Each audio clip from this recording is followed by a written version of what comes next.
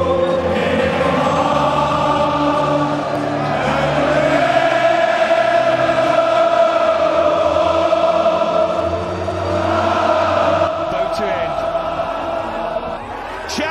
again, Liverpool.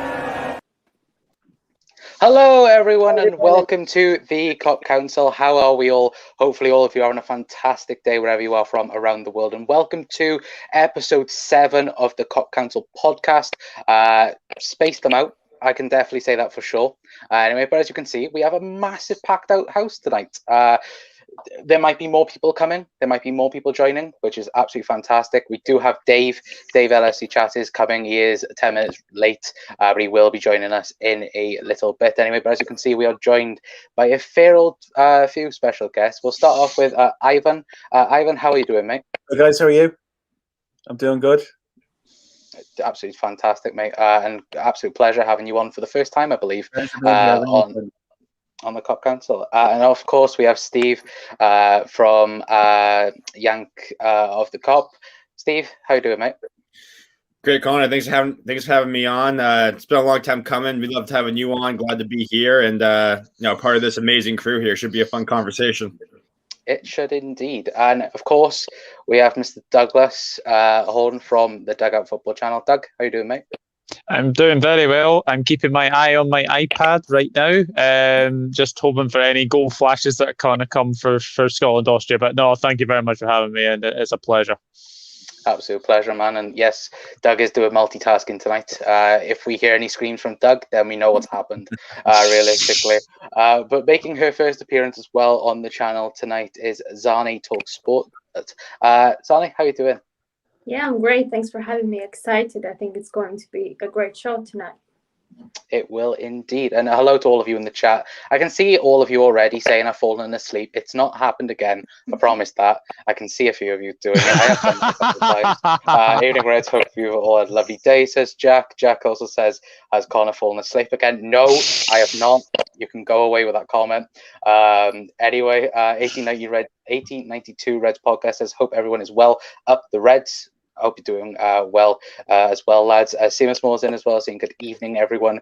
Hello, Seamus. Hopefully you're having a fantastic day as well. But before we go in and actually talk about Liverpool, of course, because tonight it's all about transfers. International football is sadly still a thing in life, and we have to come up with content, and the content is transfer window. And I think we all love talking about transfers and having our own little fantasy bookings, then you could say, about who we'd like Liverpool to sign anyway. But before we do move on to that, a little first question for you all, realistically, and it's not football, it's not anything like that, but what is the most overrated fast food joint in your opinion?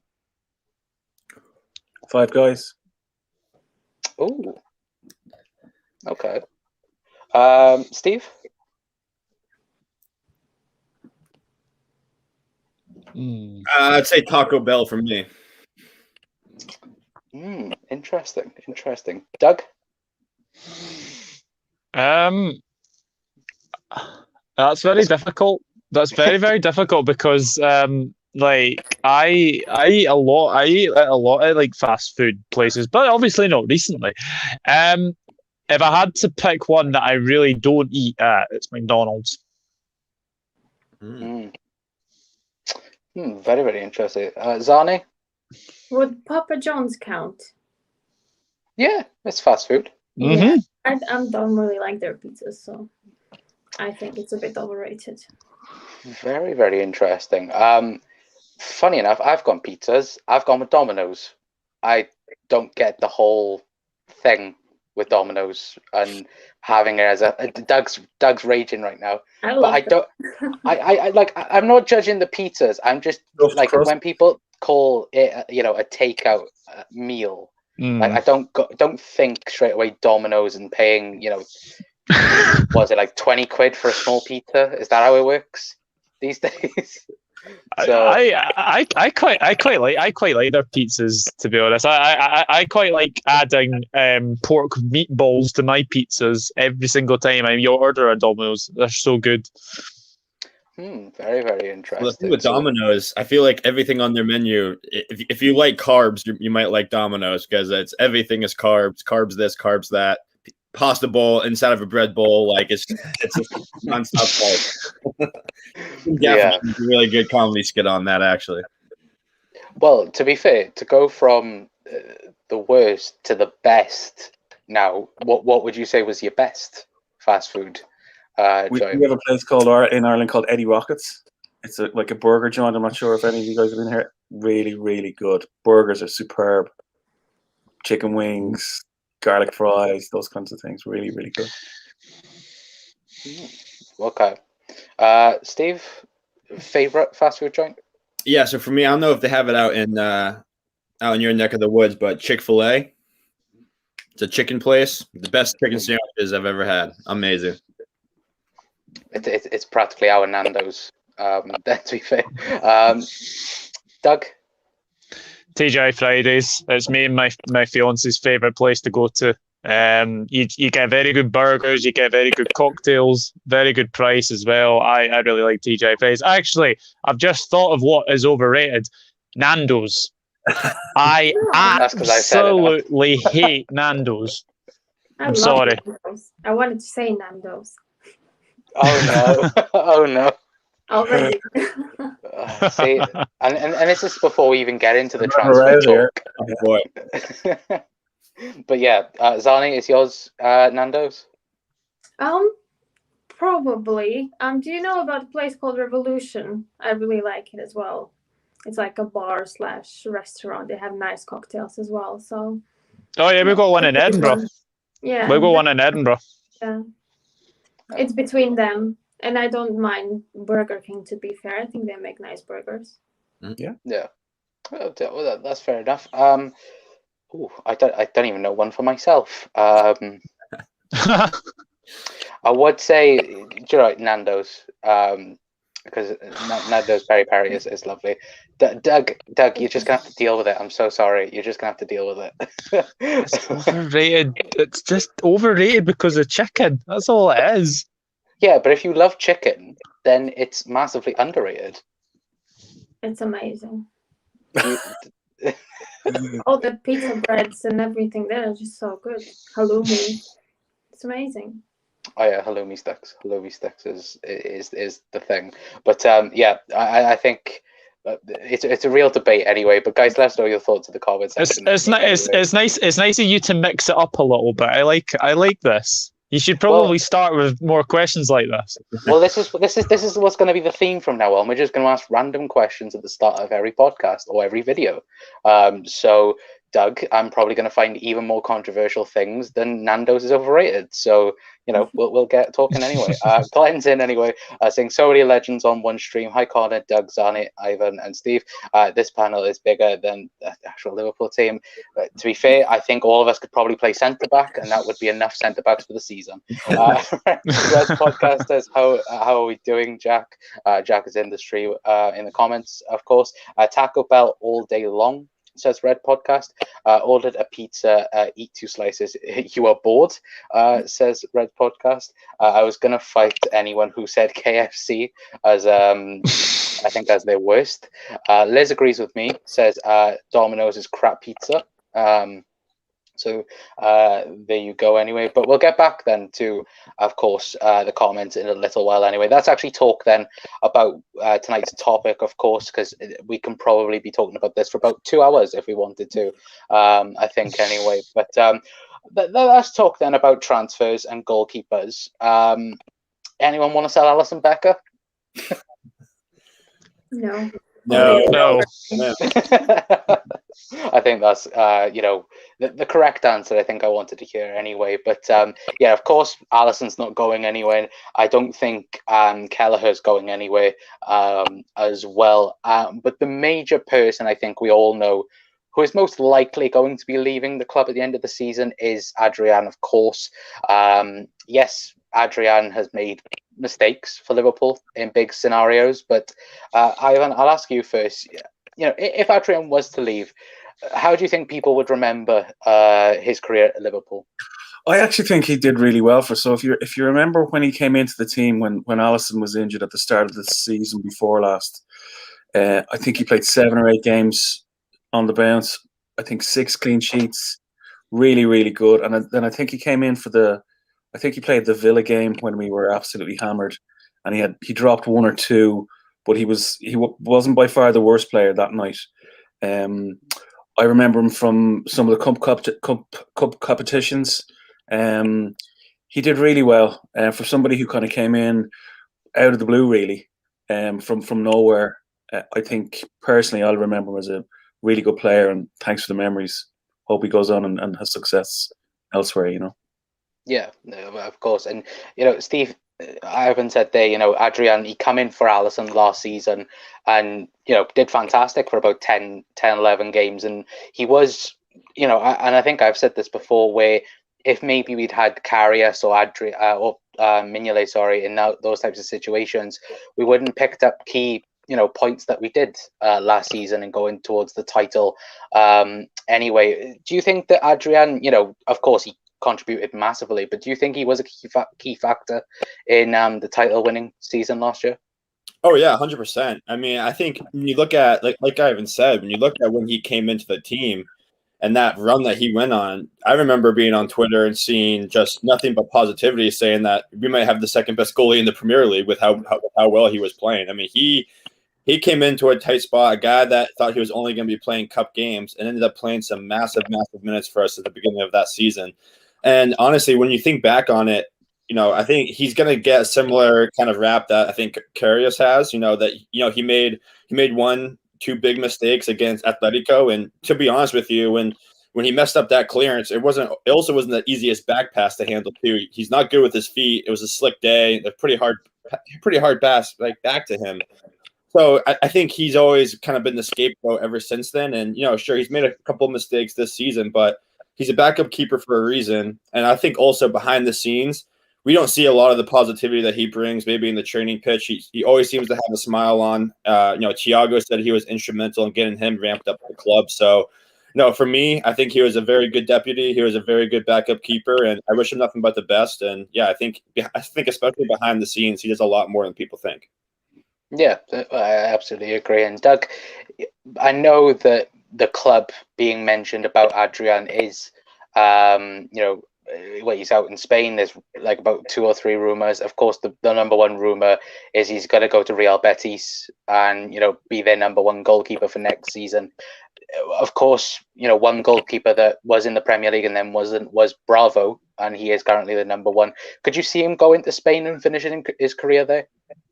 Yeah, I think he's been destined to return to Betis ever since he kind of came into the Premier League. Having been at West Ham, and then getting released and then coming to us. I think he has been destined to go back to Betis. But what I would remember from Adrian is the title winning season that Alisson got injured against Norwich City. And, he came in and actually played a lot of games and didn't put a foot wrong. I mean, there was a wonder save, I think, from Mertens in I think the San Sebastian. I think where Napoli play. It was just a wonder save that many people will probably remember that. But yeah, he has had his mistakes. But what he will leave as a Premier League winner, a European Super Cup winner, a World Club Cup winner. There's no better way of going out when you're on top. So, but as the others have said, Adrian is a backup keeper for Real, and you know what? Good luck to him. Good luck. Very good professional. He'll deserve his chance at Betis, and I think he'll do well at Betis. I think it's a club he will thrive upon, and I think he will probably become a number one there. Yeah, 100%. I think the ideal thing. I think Betis are going to get rid of Bravo and bring in Adrian as the number one. That's what I think anyway from the reports with Zane. Of course, that would leave a space up then for a place in Liverpool's squad. And I can see a couple of people in the comments mentioning bring back Andy Lonergan, which I think would be a very nice touch, of course. But do you think Liverpool, of course, with Alisson being number one and Kelleher being number two, do you think Liverpool need that old an older goalkeeper around near the retirement age to maybe, give the likes of Kelleher a bit of experience and some guidance then, really? In my opinion, no. I think it's enough with Allison and Kelleher, and I think we have a couple of goalies from academy as well. So I think we have enough experience in the squad. So I don't think we need to bring a new goalkeeper this season or next season. Yeah, but I know that a lot of people will absolutely agree with you. And I think, look, if we could bring in anyone with experience, perfect. If not, then I think I agree with Zane. I think, look, we've got the young Brazilian kid that come from Alisson's old team. Of course, he'll be learning from both of them as well. So Liverpool do have plenty of goalkeepers. A lot more than centre backs, which we will be talking about defence in a moment. Of course, it would have been nice if we could have played Kelleher at centre back, maybe done like a classic David James moment when he just come on at striker for Man City anyway. But guys, let us know your thoughts anyway on the goalkeeper situation. Let us know your thoughts and your opinions, of course, in the comment section down below. Anyway, Stephen says Adrian was our hero in the Super Cup. Yeah, he was. He absolutely was. Jack says massive player Adrian made up. He had the impact. He had forgetting the Madrid game, he helped us win our first league title in 30 years. Much love to him in the future. Yeah, absolutely. Yeah. Chris says, hi, I hope you're all well. I'm not even watching England, not getting carried away, beating a pub side, the worst lower club. Could trash San Marino. Hey, Accrington Stanley would give them a proper game. Let's not take that out, to be fair. Anyway, but of course, let's get on to defenders then. I'm not even going to ask, should we sell the likes of Virgil van Dijk, Joe Gomez, Andy Robertson, and Trent Alexander-Arnold? Because I think all of us can safely agree that, all of them are staying at Liverpool Football Club for the future. Anyway, I think as well, Neco Williams will stay. I think, I know a lot of people might think he would go out on loan. Does anyone think he'll go on loan or be sold? No, I don't think so, and I don't think Tsimikas will either. I think the question mark is probably over Ben Davies actually going out on loan. I think Kabak and Nat Phillips will be back up to Gomez and Van Dijk. Like a crazy season this year with the injuries. Like we're talking about 6 or 7 players there for 2 positions. I'd be cautious, but I think we probably have 4, 6. With 2 of them to maybe go out, but that's fingers crossed we don't have the injuries we had this year, next year. Yeah, that's bloody fingers crossed. Because I don't want another year of Fabinho and Jordan Henderson at centre back. Of course, let's talk a little bit about Ben Davies then, because of course he left Preston for £2 million, which I think all of us on transfer deadline day were like, oh, okay, that's good business.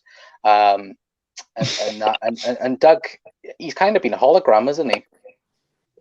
I mean, if you think of the series Casper the Ghost, he kind of reminds me of Casper the Ghost. He's not nowhere to be seen.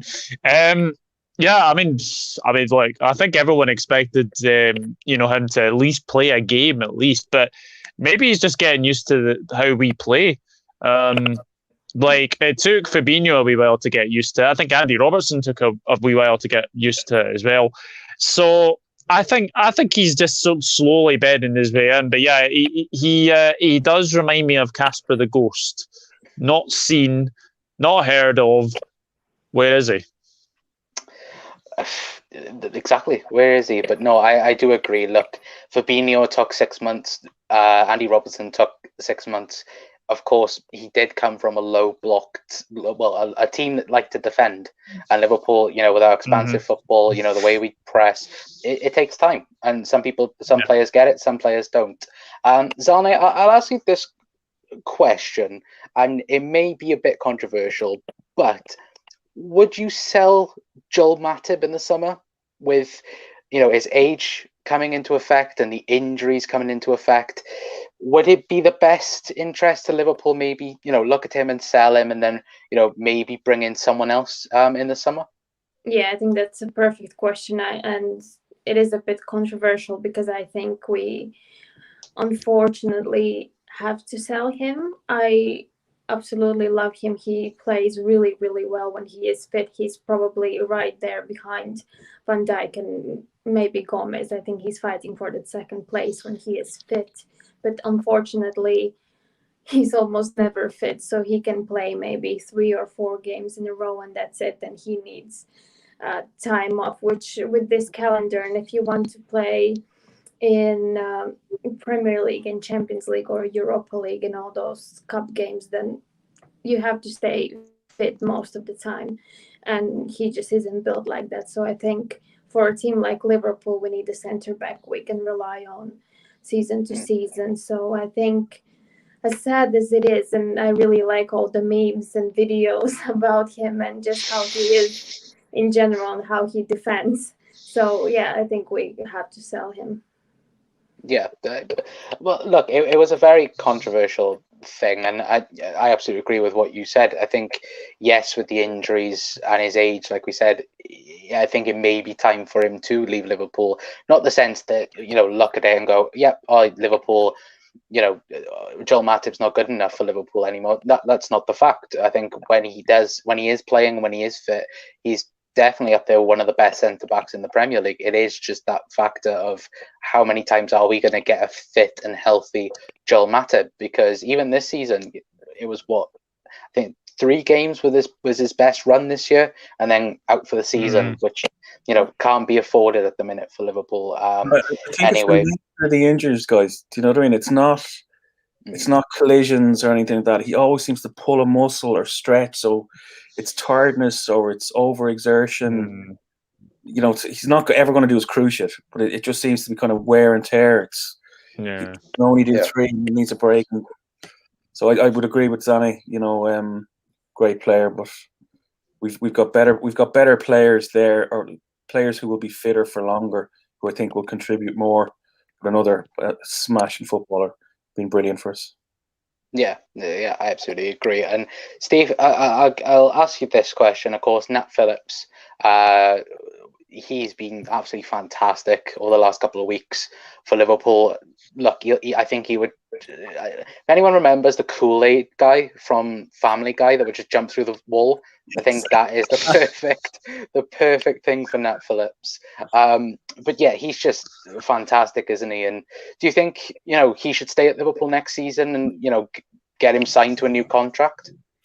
It's really interesting. I think the center back storyline going into the offseason is probably one of the biggest things to keep an eye on, because, like everyone said, we now have 6 center backs that we're going to be going into the preseason with.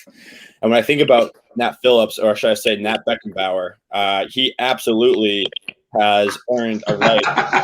There he is. We got Dave in here. This is going to go a lot more in.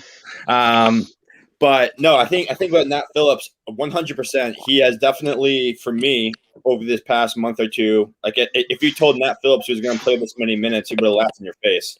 So I think he's more than earned his role on this team. As he being the 4th, 5th, 6th option center back. So that's the biggest thing for me, because in my opinion, Nat Phillips has earned the right to do what he wants. If he wants to stay and try and fight for a role, 100%, he's definitely a good depth guy. But if he wants to go get first team football somewhere, maybe he deserves the right to also go find that at a different club, because obviously he's not going to start over Van Dijk. He's not going to start over Gomez. If we keep Matip, I don't think we should keep Matip, but if we keep Matip, we get minutes over him. So it's going to be tough for him to find those minutes, but he's definitely good enough to wear the Liverpool shirt.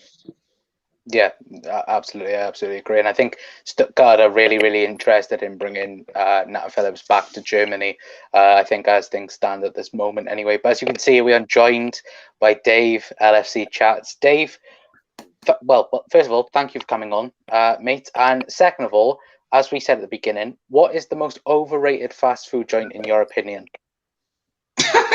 You're taking all my jokes. Overrated, to be honest. Sorry, just say hello to everybody. Connor, thanks for having us on. Doug from Doug Football Channel. Zane Talk Sports. Steve from Yanks at a Cop. And Ivan Jennings. How are you, Ivan? All good? How are you? Brilliant. Oh, brilliant. I think Domino's is overrated. Do you know Domino's pizzas? Oh, Yeah. I think they're overrated big time. Domino's pizzas. To be honest, I'd eat any shite. To be fair to you, I'd eat any fast food. It wouldn't bother me. A few beers and I'd eat anything. Do you know what I'm drinking tonight? A big show for M&S. Sparkling British blackberry elderflower press. What? What the? It's actually quite nice. To be fair, yeah, I'm not even going to ask what's Dave's favorite, because any type of like beer, I think, would be Dave's ultimate dream. To be fair, but absolutely great having Dave on anyway. But I quickly ask you all anyway. Of course, we spoke about Joel Matip being sold. Price tag for Joel Matip? Are we speaking around 35-40 million for him? God, if we got that, I'd snap your hand. Too high. I would probably say between 20 and 25. I mean, we got him for free anyway, so whatever we sell him for, we're going to get a massive profit on him. Also, just very, very quickly, happy 21st birthday, Ozan Kabak. Yeah. As well. Yeah. Yeah. Of course, we do love Kabak, and to be fair, Kabak was the next person we were going to talk about, because technically he's not a Liverpool player. Technically, he's still Schalke still own him a little bit, but he's firmly in Liverpool's grasps anyway. But look, I'll ask Dave this. Dave, how impressed have you been with Ozan Kabak so far since he's come into the squad in January? As Doug said, he was only 21 today. He's still only a kid, really. He came in and was thrown in at the deep end, and not with Van Dijk, with Nat Phillips. And Liverpool, we were screaming for centre halves at the time. I've been impressed with him because of the fact that he's young and he's been thrown in. I mean, he's a Turkish international. I don't know whether you watched the game last night. Turkey stuffed Holland 4-2, and that was a good game. And he played very well. He made one mistake, I think, near the end, but didn't matter in the end. He's a bit naive. He's only, as you say, he's a kid at 21. But you know what I mean? Genie, though. What? He did tackle Genie, though. Yeah, well, yeah, but Kabak, for me, I think we'll keep him. I know there's an 18 or 19 million sell-on clause from Schalke. I think for a centre-half at that age, international with Turkey, I say Liverpool would be mad not to sign him in the summer, and I think that's a done deal already, as you just said. I think it's a done deal. But I've been impressed with him. I just hope he can stay fit now to the end of the season, because him and Phillips at the back is going to be huge for us going forward. Huge. That'll free up Fabinho in the middle. Yeah, it will. And to be fair, Dave, I wish you didn't say that, because every single time we mention defenders on this channel, and it's always this channel, they always get injured. I spoke about Joe Gomez, that I think in the international break earlier on this season. Yep. Don't mention Mo. Don't mention Mo. We mentioned Joey Gomez. He got injured. I think then we talked about Jordan Henderson in the last one, and he got injured. So you should give up YouTube then. I should. I am the curse. I am the curse. Steven says Domino's. Yeah, oh, for God's sake, Kyle. McDonald's, Domino's, Papa John's are overrated, says Chris. Evening, lads, says Kyle. Where else we go? Kabak is the second best Turkish centre-back in the league. I wonder who's first to Leicester fans. Chris says Kabak needs to perform well the rest of the season for me to sign him on permanent. I think he's earned it already, in my opinion. I think he's already earned it, and I think everyone else agrees. I think, look, Liverpool, I think, do need to sign a centre back in the summer. Only one, doesn't need to be 2 or 3 in the summer. Does anyone have any names on who we could potentially sign? I'll go with Ivan first.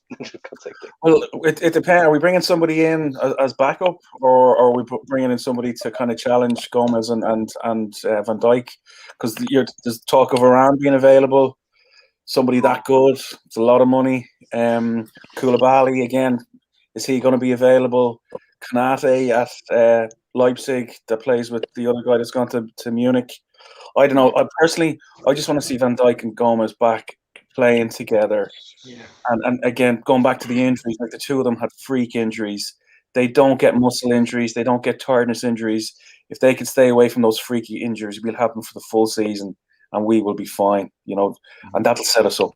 that'll set us up for next year. Yeah, it will. And Steve, Konate has obviously been a name mentioned. Of course, we was mentioned with Upamecano, but now Upamecano's at Bayern Munich, which I think is a really good signing in my opinion. Do you think he could be a contender for Liverpool? Honestly, no. I would not be happy if he came in. I was not impressed at all with Upamecano or Konate when we played against them in the Champions League. And honestly, if you bring in a guy like Konate, you're ultimately bringing in another, Joe Gomez / Matip injury-prone type of player. He spent a lot of time on the sideline, so I don't think he's the. I think he's the talent level you want to be looking for, because ultimately, in my opinion, I think you have to see if you can get something from Matip this summer. And I do think that Ben Davies is going to be a quick turnaround. There's a lot of teams that were interested in him, and that could be a quick win for us to get some more money to fund some of our moves.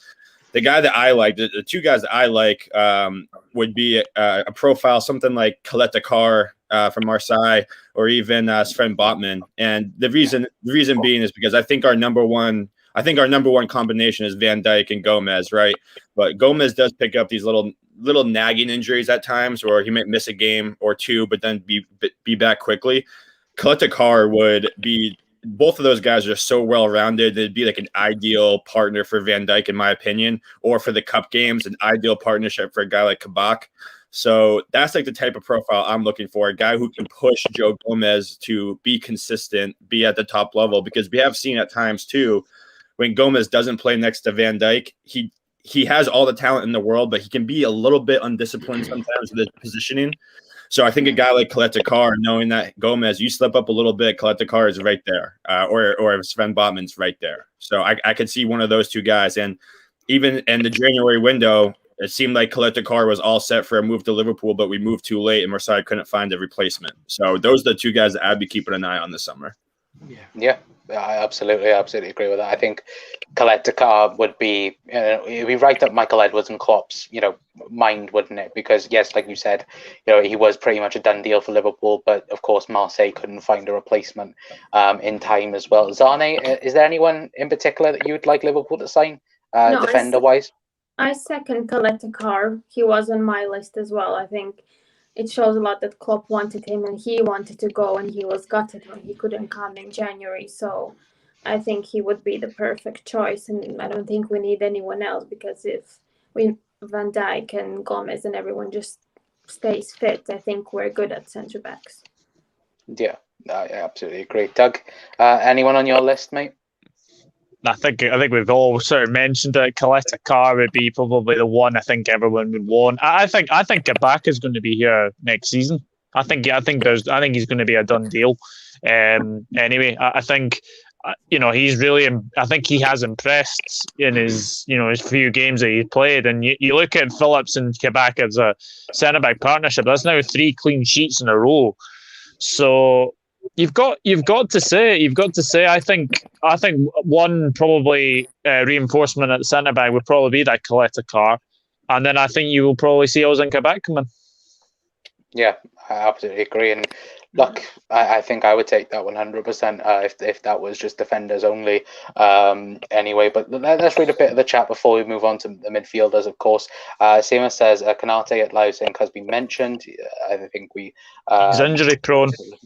That is true. He is very injury prone. Kyle says you should sign a solid, reliable third choice. Like I get that, for God's sake. Chris says Koulibaly overrated. Don't want him. We're not going to get him. I've already discussed this plenty of times with you guys. Well, to be fair, Doug, you despise Koulibaly, which I don't despise him. I don't despise him. It's the fact that we're continually linked with him, and we're not paying 100 million this season on centre back. So no way are we getting Koulibaly. Yeah. Anthony, what car are you collecting? An Audi R8. Why not? My cousin, for God's sake, guys, don't buy into Anthony's banter. Ben White or Aaron Long, says Liz. Ben White. Ben White. Yeah. He's been a shout for years for Liverpool. going after him. Red Poker says Dave on the right being a Thursday. Lol. That says Red Poker. Anyway, but right. So let's get on into the midfielders, of course. And like we did for the defenders, don't think any of us are going to say the likes of Fabinho and Jordan Henderson need to be sold, because let's be honest, they're our best midfielders. Gini Wijnaldum, we'll get on talking about Gini Wijnaldum in a little bit anyway. Thiago not going anywhere in my opinion. Only signed last year. A bit of controversial one, and this anyone can answer if they like. Naby Keita. He's gone for me. No, love him. No. Naby lad. No way. No. No, Naby's going nowhere. Naby's going nowhere. No, I agree. Yeah, I love Naby lad. Connor, you forgot to ask me the question about centre halves. By the way, you're sacked. Why? This is the question. I actually don't think we'll sign a centre half, and I'll tell you why. As Doug just said, Kabak and Phillips have worked out a lot better than what we thought. We'll have Joe Matip back, we'll have Van Dijk back, and we'll have Gomez back. There's 5 centre halves. Where's Matip? Who? No, he's not going anywhere. No chance. No one will buy him. He's injury prone. No one will buy him. Yeah. We need an attacking midfielder and a bloody striker. They're the big concerns for me. When we've our defenders back, that's what we need. We don't even need a centre half. I 100% agree with that. We definitely need an attacking midfielder. What happens if we hear this time next year and we're all like, oh, we needed a centre back for next season, and just like the striker didn't need it to happen. But yeah, to be fair, we'll get on to strikers in a little bit anyway. But Naby, Doug, why do you hate my boy? Why do you hate Naby lad? No. Naby. No, I don't hate Naby Keita. It's the fact, it's his injuries that really concern me. It's the wee muscle. It's the same as Matip. He has the wee muscle injuries. Always seems to get injured, and he never seems to get a run of games. And if we're going to progress more, we're going to have to get rid of these so-called injury-prone players. But I don't say it. I think Naby Keita, as controversial as it sounds, I don't think he will go. I just think if we are to move forward, I think we are to probably, sell him on. It's just an opinion, but I honestly think he is injury prone, Naby Keita, sadly. You are entitled to your opinion. It might be wrong, but you are entitled to it. It is wrong. Doug is saying get rid of him because he's injury prone. That's half the bloody team you're going to get rid of. They're all injury prone, for God's sake. All teams injury prone. Well, to be fair, judging from this season, the whole squad will be gone. No, absolutely, yeah. But moving swiftly on from Naby lad, another person I think will be a bit of a mixed reaction. Alex Oxlade-Chamberlain, gone. Yeah. Sorry, Ox, gone. Oh wow. I think, and this might sound very, very controversial again. I think you'll see him at Wolves. And Neto swap, baby. And Neto swap. I think we might go for Neto. I think we'll go for Neto. Yeah, I want Neto. Yeah. I want Neto. Yeah, Neto would be an amazing signing. An absolutely amazing signing. Ivan, do you think Oxford will go? Or do you think he'll stay? Sure, and he's been brilliant when he came in, and he made a difference in so many games. But I just think this last injury that he's had when he's come in, he hasn't taken his chance, and he's had a few chances. He's huffed and puffed. He's done nothing. And again, another one. You were brilliant. You gave us 2 or 3 superb years. He made a real difference when he first came in, when there were real question marks over what kind of a player he is, what's his position. He just had this energy in midfield, and he scored goals against City and in Europe. He was superb. But I think he's gone. He's missed his chance. Yeah, I completely agree. I mean, when you think about it, right? I get frustrated with Naby too, just because of his injuries. But the thing is when Naby is healthy and available, his advanced statistics are out of this world. He's proven to be a world class player when he's available. And just like Ivan said, when Ox has had the opportunity, he has not made the most out of it. I mean, this season, the best performance he had was the last game when he came in as a false 9. And that was like really the best game we've seen from him in a very long time. And that's kind of the issue with, I think the midfield and even like our reserves for the front line is, you can't rely on an Oxlade-Chamberlain. You can't really rely on Naby Keita yet, but I also think Liverpool's mishandled Naby coming back from his injuries. I feel like we always rush him back in. This is the first time we're kind of easing him back in, and I think we're going to see the dividends from that. But I think Ox needs to go. I think a guy like Shaqiri needs to go. We'll get to the front line. I'll talk about those guys later. But I also think when you see how Curtis Jones has been this season, he's going to need to get some more minutes as well. So I think moving on from a guy like Ox is going to allow Jones to grow a little bit more. And like Dave said, allow us to add, bring in another goal-scoring midfielder, which is we are desperately needing. Yeah, 100%. I didn't mention Curtis Jones. We were getting on to him, but would anyone be surprised if we named Curtis Jones maybe up there for player of the season at all? Because in my opinion, he's been one of the best players for Liverpool this season. Yeah, but I would be surprised. I don't think there's Salah. I think Fabinho, but I would be surprised if we would name Jones. He's been really good, but not to be named the player of the season in my opinion. Young player, maybe. Young player. For sure. Young player. Definitely. He deserves to have his name mentioned in the conversation, but like you said, Fabinho, even Robertson, not so much as of late, but especially like the first half of the season was probably one of our best players. Even the first half of the season, Gino Wijnaldum was one of our best players. So deserves to have his name in the conversation, but he's definitely not player of the season. The thing, Connor, is as well, it's very easy to say he can go. We'll get rid of him. We'll say, you have to remember, these guys are on big money. It's not easy to get rid of them. They're on huge contracts, right? For a start. So you look other teams looking for them. Are they going to move to bigger clubs than Liverpool? No, they're not. They're going to go down with clubs probably with less money than Liverpool for a start. So you have people there going, they're going to probably have to take a wage drop, a pay cut. It's not easy to take players off your. He could sit there on a 2-year contract, still get his $100,000 a week without kicking a ball.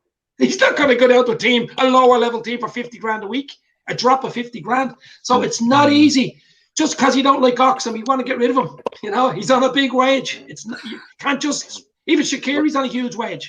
So but it's not easy. It's not easy. Yeah, but you could also look at sending them overseas to one of those, one of those clubs who are fighting for a Champions League spot, and maybe the Bundesliga or the Italian league, something like that. They might invest for a player like that who might be able to put him over the top. So they don't pay the wages, Steve. They don't pay the wages. They don't pay the wages in the Bundesliga. True. They just don't. I know that Roma were very interested in Shaqiri, I think, back last year, I think it was. Yep. And then he told them no because he wanted to fight for Liverpool and try and fight for his place. And now there's rumours again circling that there could be, bigger Italian sides going for Shaqiri, which... if you're looking for a player, for squad depth, I think Shaqiri is the perfect guy. If you're looking for, that extra attacking player, I think for Liverpool, when he has been introduced this season, he has made impacts this season. But again, it's the fact of does he get ahead of the likes of Fabinho, Henderson, Thiago, Gini at the minute? No, he doesn't. He doesn't get nowhere near it. Does he get anywhere in front of the front three? No, he doesn't. So he is that squad player, and if Liverpool are currently going to be going for this rotation for the next 2-3 years, then I think Shaqiri, in my opinion, will be going. If not this summer, it will be definitely next summer, in my opinion. Yeah. Does everyone else agree with that? Yeah. And that's the problem with Shaqiri and Ox is that they aren't the first option to be that, attacking mid role, and then they're not really suited to play on the outside of on the wing, so they're kind of in that in between period. Like if you played a 4-2-3-1, the 10 would be the perfect role for those guys, but you don't really have the necessary tools to play that way right now. So they're kind of just in that state of flux of trying to find the right spot. Yeah, I absolutely agree. Let's read a few of your comments then before we go on to attackers.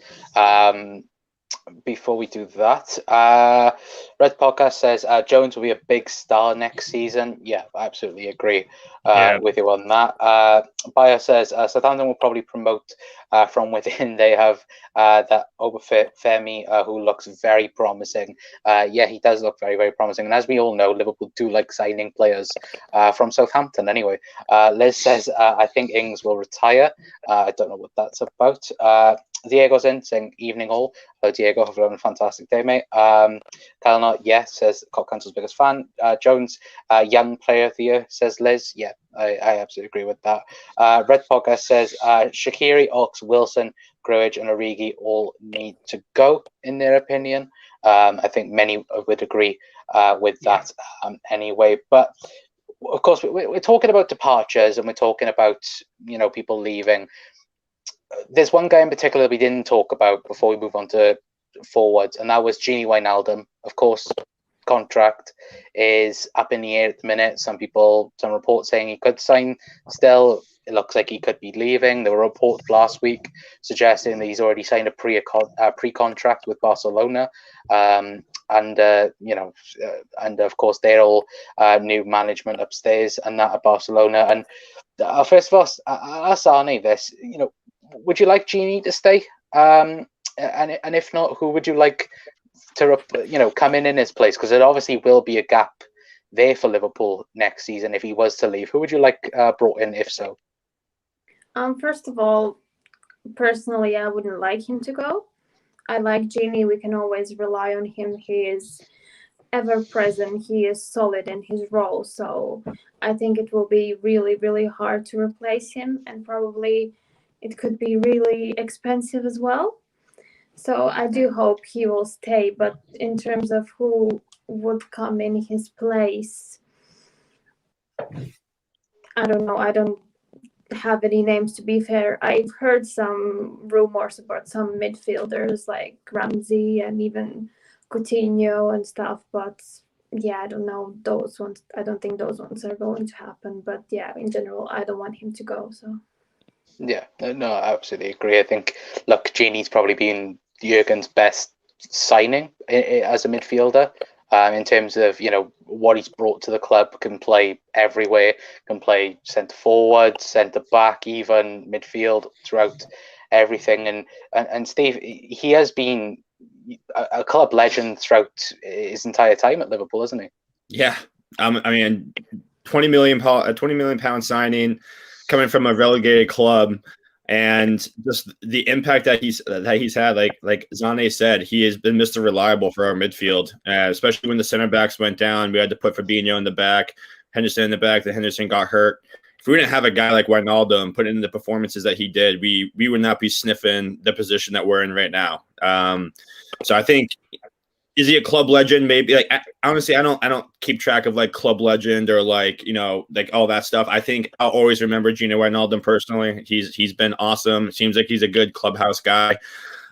Is he worth the big salary that he's looking for? I don't know. I would be super comfortable with 150K, something around there maybe. And if we do have to replace him, like Zane said, it's going to be expensive. It's not going to be. And I think if he does move on, I don't want to see a like-for-like change. Like Dave mentioned earlier, I want to see us go for that goal-scoring midfielder. Maybe a guy like Hassan Mawar from Lyon. We've been sniffing around him for a while. He'd be an ideal guy. Rodrigo De Paul, I think is what his name is. He'd be another great fit too. That type of a profile, I think if we added that into our current mix of players, would be something that could potentially put us over the top next year. Yeah, I absolutely agree. And I think Zane said it as well. Phil Coutinho, of course, has been mentioned, I think, this week, since Barcelona has apparently put him now on the market again. It won't happen. I know that for a fact. It won't happen because Liverpool, well, to be fair, Barcelona still owe us money for Phil Coutinho in that retrospect anyway. But, Steve did mention, one guy that I hope Liverpool do look at in the summer is Ozem Aouar, because he is, like we spoke about, we need, like Dave said, we need that more progressive midfielder that can play, in a 3 but he can also be put maybe in a 4-2-3-1 and played a bit more advanced. Is Jose Mauer someone for you that would take you? We've looked at him a couple of times over the last couple of years and have never gone in. But like I think on Wijnaldum, we'll realise how good Wijnaldum was when he's gone. It's when he doesn't play. It's like when Henderson isn't there, there's a huge gap. He does all those simple things, all the things nobody else will do. He scored huge goals for us, massive goals for us, made the difference in semi-finals and other games. And like I understand going for somebody a bit more progressive, but I just wonder, we need somebody like that as well. And I don't know, is that Naby? Where are we going to play Thiago? Is Thiago now going to push a little bit further forward and play in a 3 behind a single striker? Will he get as many games now as he did this year because of the injury? So I think there's lots of questions in midfield. And again, similar to what Dave said about the centre halves, it wouldn't surprise me if we didn't buy anybody in midfield, and we stay at who we have, Henderson and Fabinho as a 2, and then Jones and Thiago. Do they kind of fill that number 10 role in a 3? I don't know, but I actually think, and Dave's probably right, the striker is probably where the money's going to be spent, because the board will look at it and say, guys, you have numbers there, you have players. Do we need to spend another 50 million on a Wijnaldum replacement? I don't know. Yeah. Dave, is there anyone in particular in your eyes that you'd like at Liverpool? Just before I say that, Ivan was just talking there about Gini. You'll only know how good he was when he leaves. It's like Van Dijk, how good he was. He's not there. All the gaps that are filled, all the little nickety-nackety things that you just don't see are exposed. And that's exactly how good. That's when you know he's a good player, and that's because when the positions are exposed. I think that guy off Lyon, I can't pronounce his name, Hassim Oyer, he really looks good. As you say, he's an attacking midfielder. He is someone we need an attacking midfielder. We don't need the same Fabinho, Henderson, Gini type player. And we've got those 2 boys. We need someone that can go by a player. I mean, to take a player out in midfield, to one player to be able to go past another player, that can break the whole game up. That can break it up, and a little ball through to the front 3. We'll hopefully have Jota ready to rock and roll for fully fit for next season. I think, as Ivan said, I wouldn't be surprised if you spent all the bloody money on a striker, because that's what most money is for a striker or a forward player. That's the big money. The likes of a Haaland, I can't see £150 million signing, but even if £60, £70 million signing isn't much nowadays for a striker. You know what I mean? It isn't big money. But FSG, what I will say, this is a big summer for FSG. Yeah. The fans have been talking about it. It's all over. There goes my green screen. Do you know what? FSG done that on me.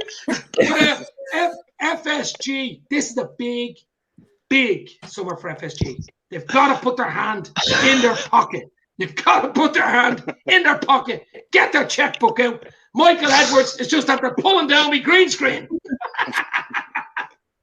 That's the enjoyment of being live. That's absolutely brilliant. Doug, is there anyone else apart from Jose Mauer? I think if it is a full house, I think all of us will be begging for FSG to actually sign someone. But I absolutely agree with Dave, though, in the sense that this is going to be a huge summer for Liverpool and FSG. Oh, 100%. It's definitely going to be a big summer. Sorry, I'm still laughing. I'm still laughing at Dave's green screen going. I was actually in a live stream with somebody. I think it was Dan from Football Isn't That Is What I Want. Somebody's picture actually fell and it fell off the wall and actually went bang. Oh. I was doing a podcast with Chris Pajak the other day, and he actually thought I had a filter on. It was the bloody green screen. It was the green screen. You fucking idiot, I said to him. That's what happens when you use sellotape. Oh no! Well, we'll have to get you a green screen. Don't worry, I have one coming from Amazon. It probably takes 6 years to get here. We're going off the rails.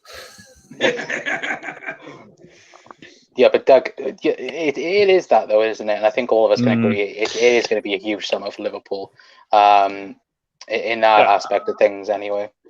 I think Austria just scored. Oh, fantastic. I've got another name. I've got another name for you all. Who fancies Renato Sanchez? There's been a lot of talk about him recently. I have heard that he's been linked. Another name that has been linked, and I really hope this doesn't go through because this ship has sailed. Nabil Fekir. I hope that is just a rumor. I actually hope that is just a rumor. I hope that's a Fleetwood Mac album, baby.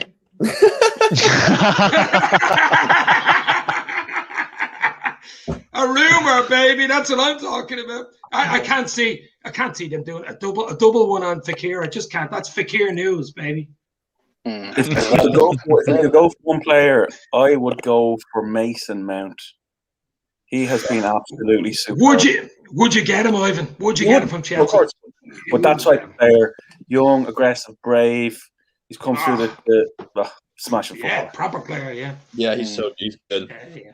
He's really good. Yeah, if that was possible, that would be very, very good. And I think I agree with Ivan. That is the type of player Liverpool need. Who's young and just aggressive? Who's the lad from Mönchengladbach we've been linked with? Is it Zakaria? Yeah. He'd be a good signing. But the problem you have he's kind of more like a Fabinho Henderson kind of. He's like a holding midfielder. So, but that's another name that has been linked with us a lot is Zakaria. Well, it is just that though, isn't it? It's like everyone's going to be mentioned, especially if Gini was to leave. Of course, every single midfielder is going to be mentioned for Liverpool. Like Coutinho, more that we've said, and that's the sad fact. And I think at the minute, of course, Michael Edwards and Jurgen Klopp, they've probably found someone out of the J League. And they've probably figured something out already. But look, that's the beauty of Liverpool at the minute is the fact that we can say names on here, and at the end of the day, Jurgen and Michael Edwards will just come out of nowhere and sign an amazing player for like £10 million, and then he becomes a 60-70 million pound star. That's what they've done over the last 5 years. That's what they've managed to do over the last 5 years.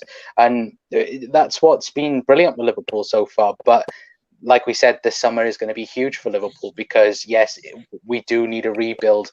Not a major one at the moment, but, of course, everyone is aging at the moment, and, new faces do have to come in at this point in time anyway. But Red's podcast says FSG wouldn't buy the first round at the pub. Red's podcast. Tony says Jose Mauer is one for our midfield, but I don't expect anything under FSG cheap businessmen. Says Tony. Liz says Anthony is the sum to okay, that's them to have their own conversation. But anyway, let's move on to forwards then, which I know is the major talking point and the money deal. Anyone fancy Kylian Mbappe or Erling Haaland? Anyone? Not gonna happen. It's not gonna happen. I know it's not gonna happen. It's not gonna happen. Haaland's already came out and said that he's staying another season at Dortmund. Yeah. I'll tell you, there's two I'd like if you could get to. One is Neto and one is Paston Daka. I think he's plenty of potential. RB Salzburg. Potential, young, hungry, beautiful, baby. Yeah. Daka. Has everyone got Daka on their list? Yeah. Yeah, I mean, £20 million for this goal scoring record he's got so far, and he has a bunch of assists as well. I mean, he screams FSG/Edward signing. But to be honest with you, I think we need two. I think we need Neto, Daka, baby. Yeah, I think we need a pure striker, and then maybe even another winger as well. But I think we're looking at two potential. Yeah, I've got another name on the lips. Suarez. Christian Pulisic. I thought you were going to say Pulisic. It's unrealistic, I think, because he's still 4 years left on his deal at Chelsea. Yeah. Like they're gonna charge 60, 70, 80, 90 million for him all day long. Could even be more. Fantastic player. I think under Klopp he'd work fantastically, but yeah, I just think it would be a bit too much anyway. But we'll talk a little bit more then about transfers coming in, and then we'll talk about people leaving potentially. I think everyone said Daka. Of course, I know people will say, as someone has said in the comments there, Sancho, Jadon Sancho. Of course, he was linked last year. Can't see it myself because he's going to cost way too much. But realistically, if we was to bring in Daka, where would be his best place? Would it be left wing? Would it be striker? Striker. Out and out striker. We don't really have an out and out striker when you think about it. Other than Jota can play there, but a Robbie Fowler or a type of Michael Owen, an actual out and out striker, even a Suarez. I mean, Suarez was just. I mean, please do not mention Michael Owen. Please do not mention that rat. I remember Michael Owen very well, but no, I wouldn't even say that about him. But I mean, like at the end of the day, I just think if we got Neto and Daka, it would give us so many options up front. I mean, that would just the whole front line, even from attacking. You could play Neto in attacking midfield. He's that good. Neto's that good. He's that good. So I think spend the money on Neto and Daka, get the defenders fit, do a little reconstruction in the midfield. And I mean, I don't know. I think that might be okay. Yeah. Ivan, do you think that Liverpool only need to sign people like Neto and Daka? And we need a strike. There's no doubt about that. I suppose that the problem the club have is that I'd say 80% of the club's fans think that we might be in for Haaland or Mbappe. Genuinely, from what you read, right? And you kind of wonder, what is it? Is it the wages that's putting us off? And you kind of think, look at their age. And could you convince them to come to us? Forget about the wages for a second. Could they come to us for 2 or 3 seasons and then go to Madrid or then go to Barcelona or then go to PSG or whatever it is? And if you think of it like that, why couldn't they come to us? Do you know what I mean? Because if Klopp stays around and we keep the team fit and we keep tweaking, we're going to be challenging for the Premier League, that's for sure. We're going to be doing okay in Europe, that's for sure. We just will. So could they be realistic? That'd be my first thing now. If we rule them out because of wages, that's fine. But even when we had Suarez still for me wasn't an out and out 9 like a Robbie Fowler type. Like he'd always drop deep. He could play in lots of positions. He could play on either side. He was unbelievable. We haven't had a number 9 since Torres, probably, is it? Do you know what I mean? Somebody who sit in there. But then you think if we do play with a 9, what does that do to the other 2 or 3 around them? And do we forego that false 9, which has been so successful for us by getting the 2 wingers in, by creating that space? So it does create other challenges, but you'd love to have a 9, somebody who just get in there, goal. Because we get so much in from both sides, Definitely a 9 we need. Yeah, no, I agree with that, and I think the big test, realistically, in my opinion, for next season is whether or not Jurgen will change up the system at all for next year. Because 4-3-3, yes, it's done us plenty of joy and good over the years. But Steve, do you think if we did sign someone like Daka and move to that 4-2-3-1, then we have the options of playing Bobby in the 10, and then we could either go with Jota or Daka then as the number 9. Do you think that would be the way forward in what Jurgen will try and do? Personally, I do, and I honestly think we would have seen a lot more of the 4-2-3-1 this year if we didn't have the injury problems that we've had at center back, especially when you think about the Thiago signing. Thiago, he is world class, and he was absolutely lights out at Bayern playing in that 4-2-3-1 formation. My thing that I would just like to see is, I don't think the 4-3-3 is ever going to go away, but the problem is it gets too predictable with how we like to play sometimes. Like, you need to be able to have the flexibility to go to a 4-2-3-1. Like when teams sit in on us and we're going against a low block, that's a perfect time to play a 4-2-3-1. Run Jota, Salah, Mane, Firmino up there. and just dare them to, let us have all the ball and just let these guys interchange, because all those guys can play everywhere. Like, that's going to be so hard for teams to defend against. And we've seen how we've done against the low block this year. So I just think, and we know how Klopp likes flexibility. So that's why I think that once we get healthy, you're bringing a guy like Daka and Neto, guys who can even go into that as well. You have no idea how we're going to line up in any given match. And I think that would just help us be that much more dangerous. Yeah, exactly. Yeah, I absolutely agree with that. Zane, if that was to happen and we did go to a 4-2-3-1, and yes, we've mentioned, people coming into the club, from different places.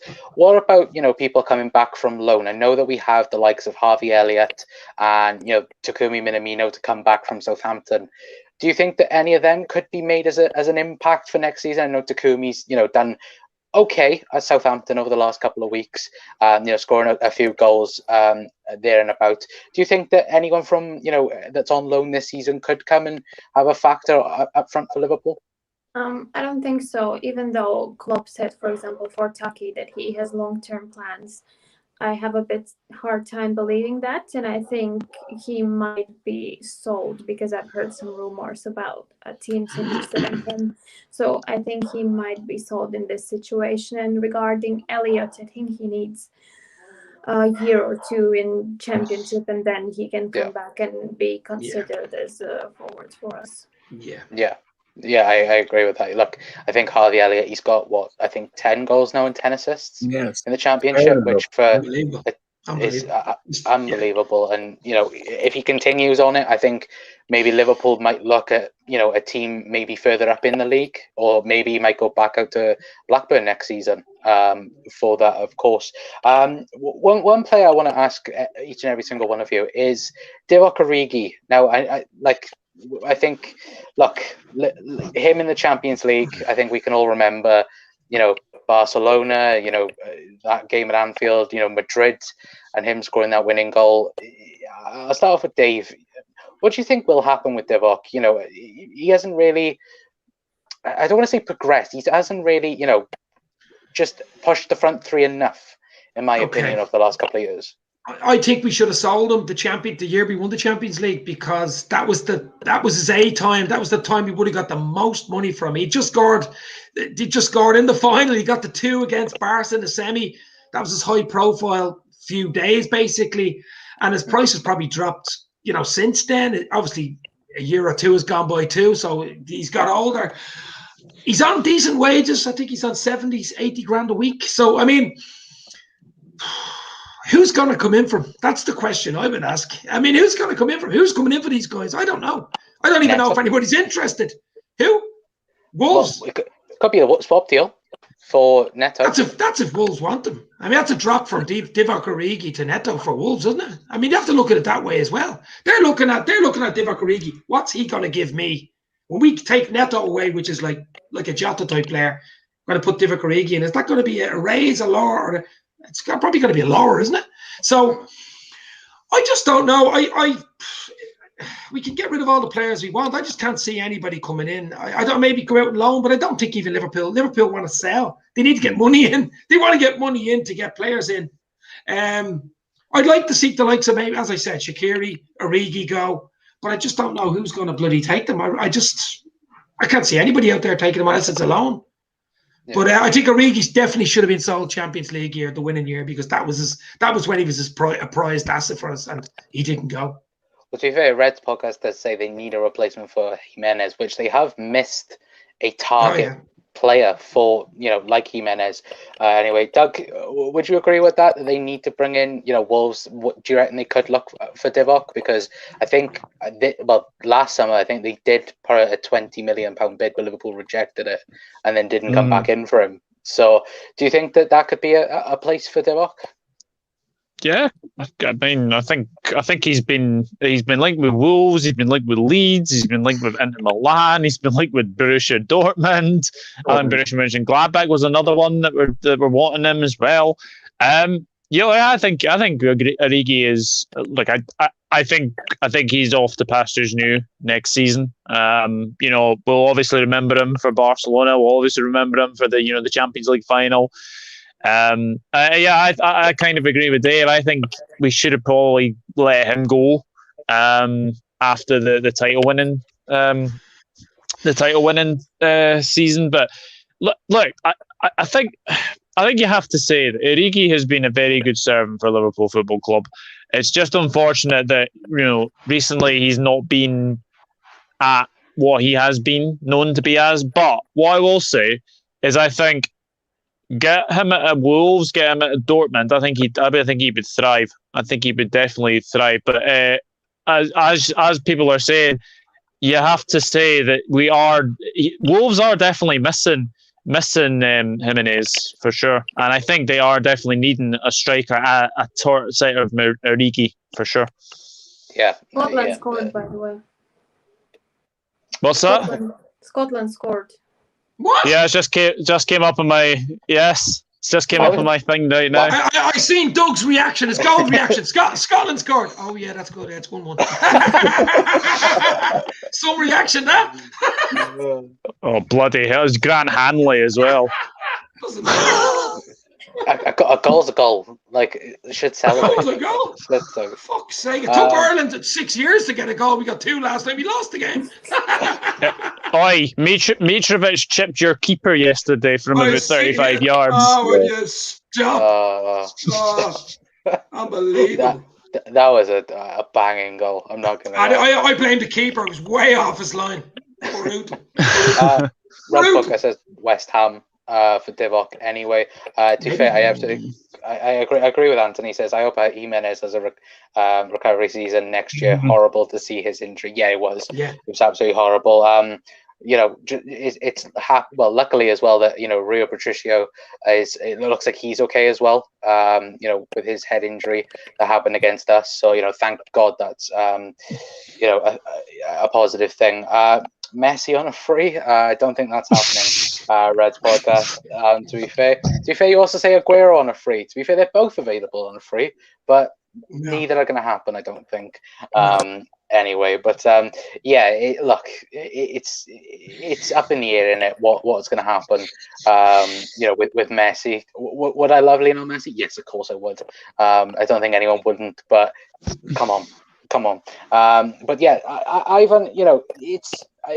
It is one of those things, isn't it? With the likes of Divock Origi and him. Like Dave and Doug have said, we should have got rid of him when he was most valuable towards the club. Now, this is the similar story towards the likes of, Mo Salah, Sadio Mane. Not saying we got to get rid of him now or anything like that. But do you think maybe not this summer coming up, but over the next, year or two, do you think FSG and the board might think, okay, maybe it is time to cash in on one of our big prizes, even Bobby Firmino? Yeah, I think that Firmino could be sold this summer. If somebody sells Salah, they must be mad, right? Because his stats are phenomenal. I don't think we'll get big money or as big as money we would have got 2 years ago. But he's been our best player stats-wise for the last 5 years. I think he's there for another 4 or 5 years, and then he goes to the States or something like that. We'll build our front line around him. I think it's much more likely that somebody like Mane would be sold. I think he's more sellable. He's that little bit younger. But I can't see Salah going, and I don't know why he would. His stats are just phenomenal. You'd really look back and regret it, I think, But back to Origi, Origi is a really good player. He's technically really good, and I think Klopp probably showed one of his weaknesses by holding on to him after we won the Champions League. He probably said, when he should have gone. We won the Champions League here. This guy is going to bask in it for the next year, along with all the rest of us. We did it. We went on this journey together, and we won it. I don't care if I don't make as much money from him. But he'll go this year. He's not as good a player as Jimenez, but he is a technically good player. But it's time to go. But back to Salah. Salah's not going anywhere, I don't think. No way. Much more likely Mane and Firmino going to be. There'll be a mutiny, I think, if Salah was sold. To be honest, I think the whole squad would be a mutiny. And FSG's policy, actually, by the way, is we know they like buying young players at a certain age, getting as much out of them, and then selling them right at the top. Because the older the player goes, as I said with Origi, I'm very, very surprised FSG didn't do what they usually do. Is when a player on the outskirts gets to a level that is sellable, they don't sell him. It's very unusual. They know he's not going to get many games in the next year or two. That was an unusual one for me. Yeah. Well, I think all of us have agreed that Divock should have been sold after the Champions League final, and then the money should have been reused anyway. But Steve, Bobby Firmino, I know a lot of people have been very critical of Bobby Firmino this season in particular. I think that's an understatement, really. But it's a shame. That's an understatement, that is. Yeah, that is an understatement. But again, could you see him going anywhere else at the minute other than Liverpool?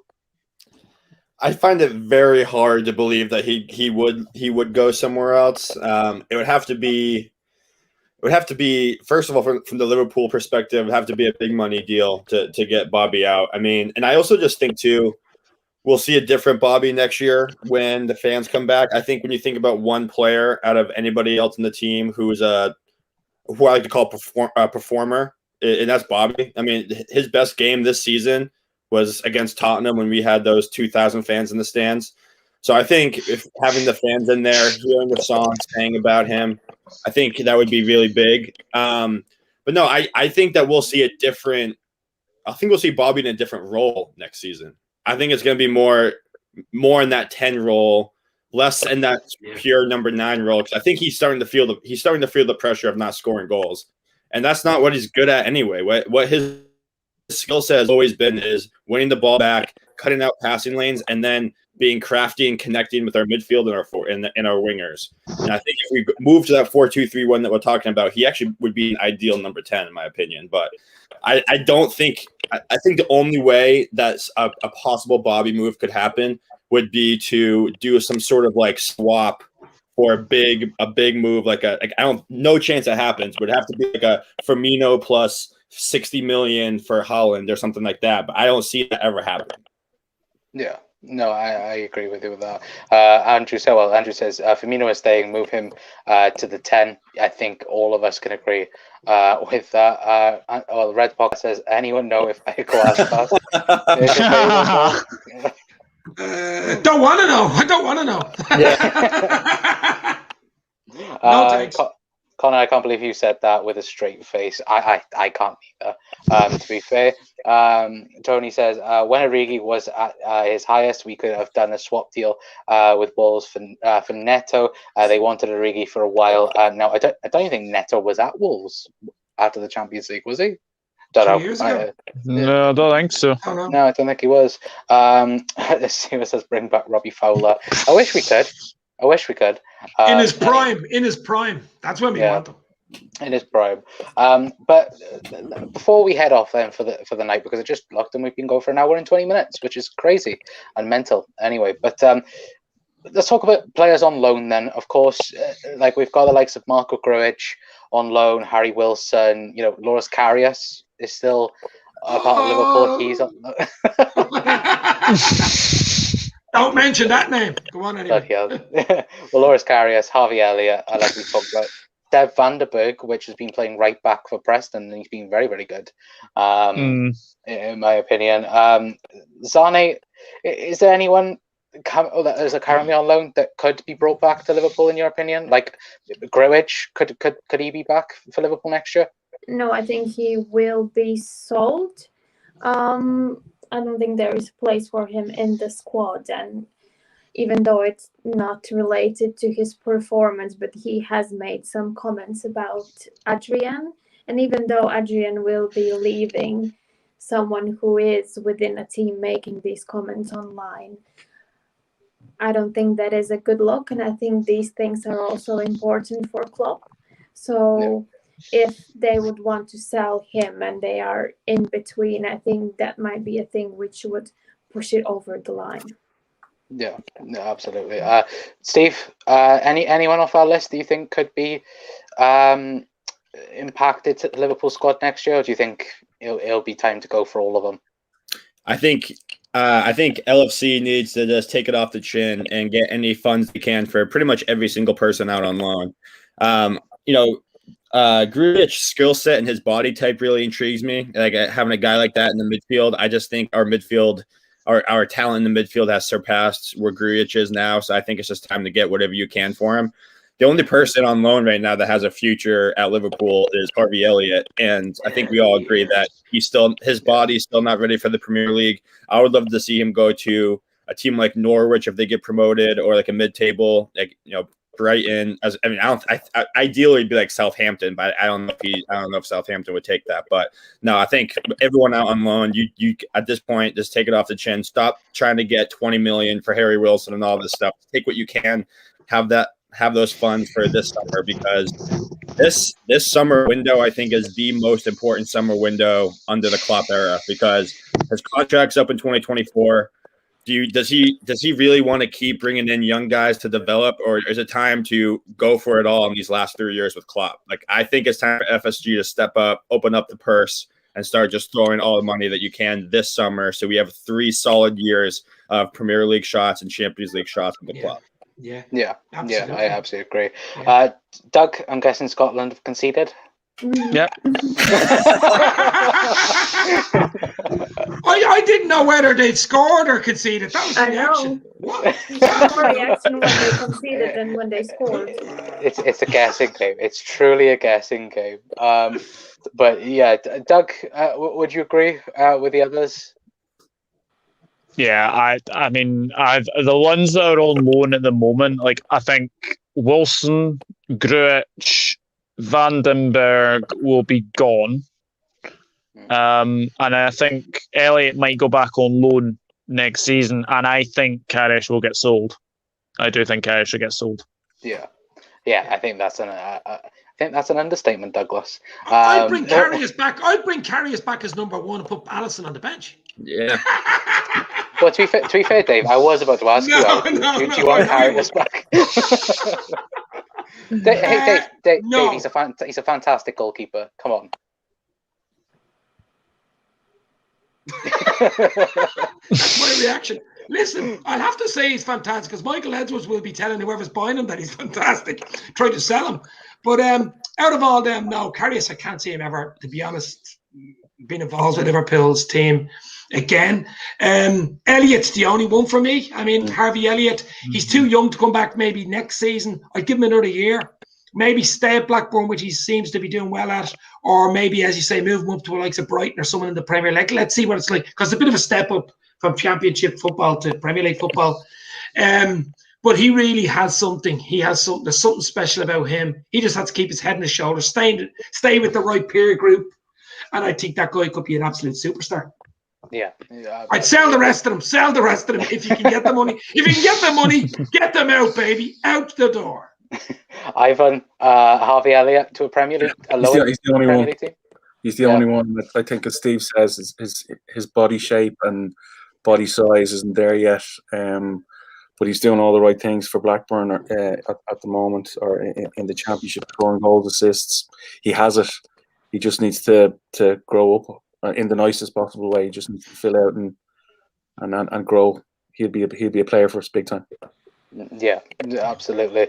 Guy, go on, Steve. Quick thing. Little news I saw on the Twitter wire. Simikas just came off with an injury for Greece. Why, Steve? Sorry to end on a bad note there, but back in the basement he goes. Next time we have to come up with code names so we don't actually mention anyone's name. Zani, that is 100% going to happen next time. 1000%.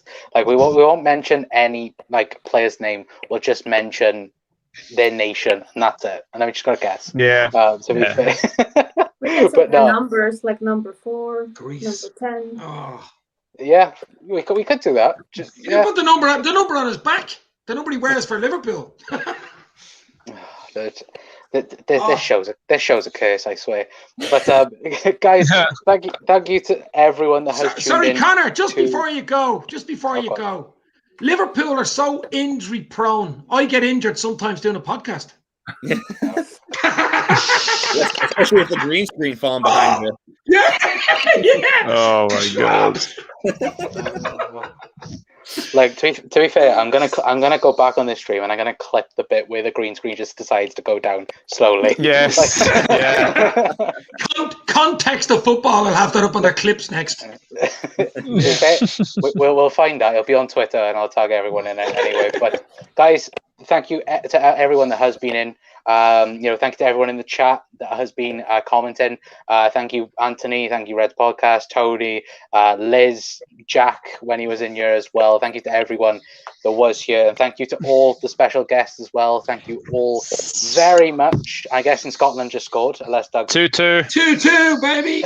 2-2. There we go.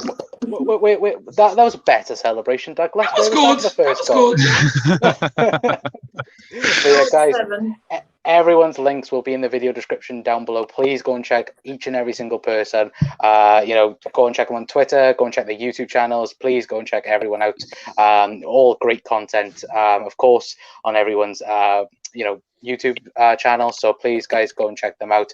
Please say you subscribed from the Kop Council anyway. Lets me know who's subscribed and who's not anyway. But yeah, guys, until next time, hopefully next Thursday we'll have another podcast. I'm trying to do this weekly now. I say that every time, and it's a couple of weeks, a month. But yeah, guys, thank you to everyone that has viewed in. Please hit that subscribe button before you leave anyway, and we will see you all next time. Tra Reds.